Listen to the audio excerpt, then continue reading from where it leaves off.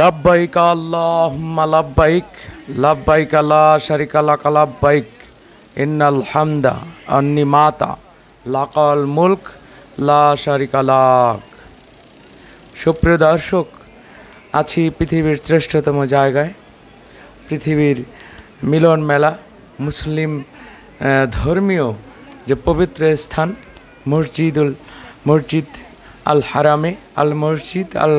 হারামে কাবা শরীফের সামনেই আমি আপনাদেরকে আজকে দেখাবো মসজিদ আল হারামের ভিতরের কারুকার্য বা নকশা। দেখতে পাচ্ছেন, পৃথিবীর প্রথম সৃষ্টি হলো কাবা ঘর বা আল্লাহর ঘর। এ ঘরকে ঘিরে যে মসজিদ তৈরি হয়েছে তাকেই বলা হয় মসজিদুল হারাম। মসজিদুল হারাম পৃথিবীর কোটি কোটি মুসলিম প্রাণ প্রতিদিন এ ঘর অভিমুখী হয়ে আল্লাহর ইবাদত বন্দিগি করে থাকেন। সৃষ্টির সূচনা থেকেই মহান পবিত্র এই কাবাকে আল্লাহ রাব্বুল আলামিন বান্দাদের মিলনস্থল হিসাবে নির্ধারণ করেছেন। কোরআনের ভাষায় যেটা বলা হয়, নিঃসন্দেহে সর্বপ্রথম ঘর যা মানুষের জন্য নির্ধারিত হয়েছে সেটি হচ্ছে ঘর যা বাক্কায় বা মক্কা নগরীতে অবস্থিত। সূরা আল ইমরানের আয়াত 96 নম্বর আয়াতে এই কথা উল্লেখ আছে। এই মসজিদ আল হারামের যে কারুকার্য তা সম্পূর্ণ অতুলনীয় এবং এর ভিতরকার যে অপরূপ দৃশ্য কারুকার্য দেখলে মন প্রাণ অসম্ভব জুড়িয়ে যায়, ঠান্ডা হয়ে যায়। ভৌগোলিকভাবে গোলাকার পৃথিবীর মধ্যস্থলে বরকতময় পবিত্র কাবার স্থান।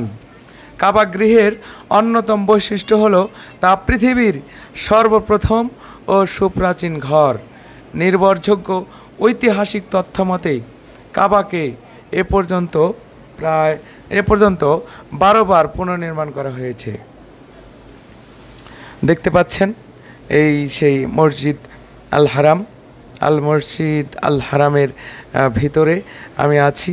এই অপরূপ দৃশ্য কারুকার্য নকশা খচিত এই যে ঘর, আল্লাহর ঘর, এখানে আমি দাঁড়িয়ে আছি এবং আপনাদেরকে দেখাচ্ছি কত সুন্দর অপূর্ব এই জায়গায় আমি এসেছি।